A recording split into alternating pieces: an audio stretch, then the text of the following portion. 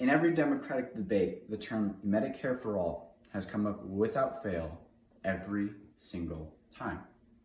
But if you ask the average American whether they support it or not, you don't only get split down party lines, but you also get split down by candidate.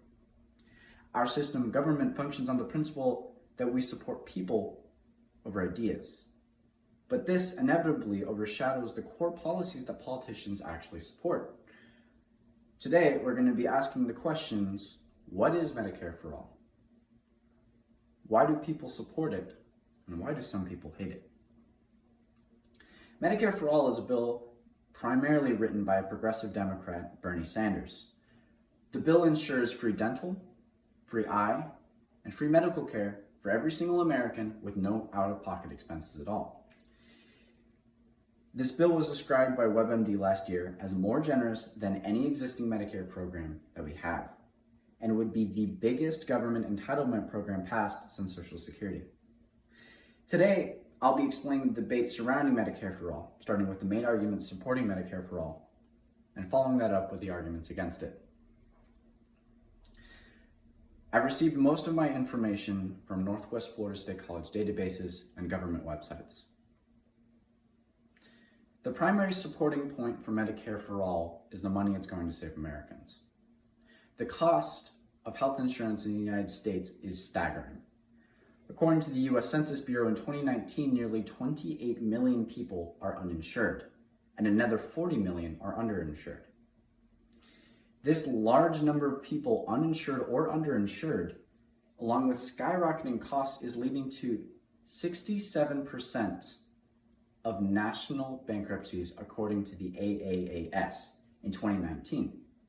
Medicare for All aims to solve this problem by making it impossible to be underinsured or uninsured by establishing healthcare as a basic human right.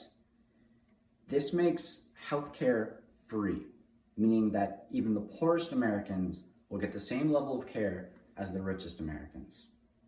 Supporters of the bill argue that it's ridiculous to be living in the richest, most prosperous nation on the planet, but still have almost 70 million people without access to basic healthcare.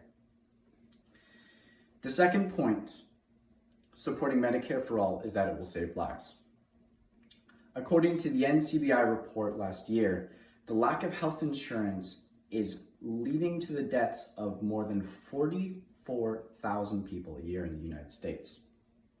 Along with the 2020 HealthyPeople.gov report that said inadequate access to healthcare is causing preventable hospitalizations, delaying important care, and leading to worsening conditions.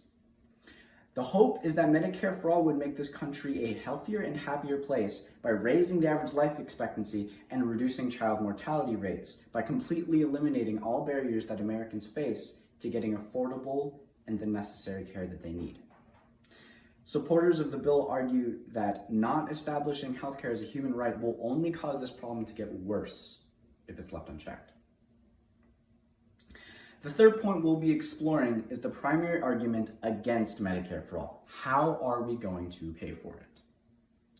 The New York Times asked 5 healthcare experts their best estimate as to how much Medicare for all would cost us in compared to our current healthcare spending. To put that in perspective, our current healthcare spending is around $3.8 trillion. The results ranged from $1 trillion less to about the same to more than $1 trillion over our current spending. That encompasses the entire range of our discretionary budget.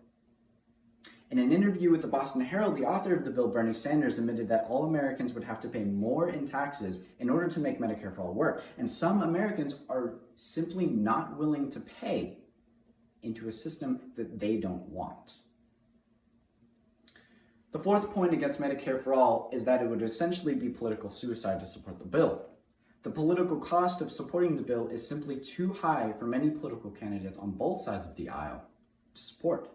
It takes money to win elections, and in today's political climate, everything from political ads to buses with their faces on them to everything in between costs a lot of money.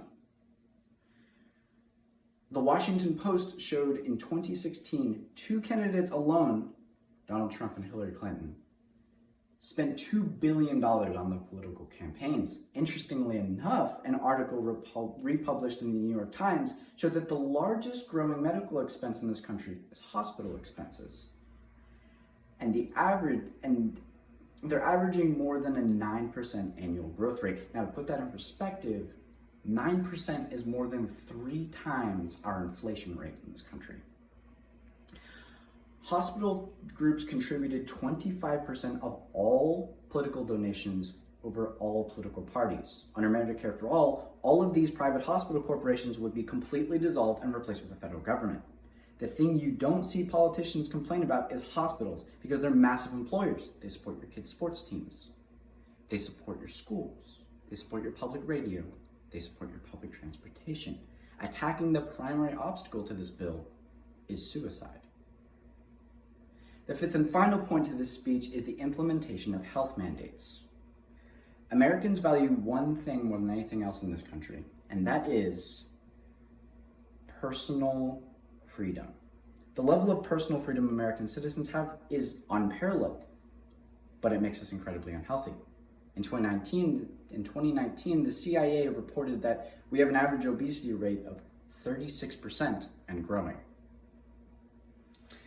The more unhealthy a population is, the higher the healthcare cost of it's going to be. If Medicare for all is passed, then the government has a direct interest in the health of each and every American citizen, leading to health mandates, meaning that no more 2-liter sodas, no more big gulps, and no more 1,200 calorie monster thick burgers at Hardee's, because those items entice people to make unhealthy decisions. So the best solution is to remove them altogether. Now, there's a very good argument to be made that establishing health mandates is necessary to making a healthier and happier America.